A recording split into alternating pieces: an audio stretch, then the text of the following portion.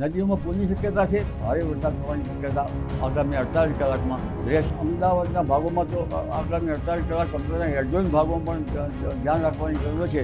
જ્યારે વરસાદની વાત આવે એટલે ગુજરાતમાં એક નામ છે આપણને હૈયે અને હોઠે બંને જગ્યા ઉપર આવી જાય અને એ નામ છે અંબાલાલ પટેલનું.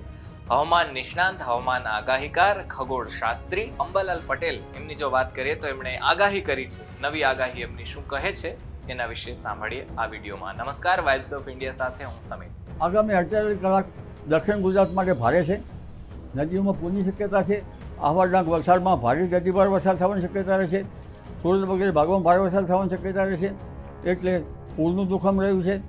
અને આ ઉપરાંત અમદાવાદના ભાગોમાં પણ 48 કલાકમાં અમદાવાદ, લાંભા તેમજ નારોલ, સરખેજ, બાવળા, સાણંદ આ ભાગોમાં પણ ભારે વરસાદની શક્યતા છે. અને ત્યારબાદ જોવા જઈએ તો લગભગ દક્ષિણમાં સુરત, વલસાડ ઉપરાંત દક્ષિણ ભારતના ઉપરાંત બોટાદના ભાગો, ભાવનગરના ભાગો, રાજકોટના ભાગો તેમજ હળવદના ભાગો, કેટલાક થોડા ધાંગધ્રાના ભાગો, સુરેન્દ્રનગરના ભાગોમાં કંઈક અંશે ભારે વરસાદ થશે.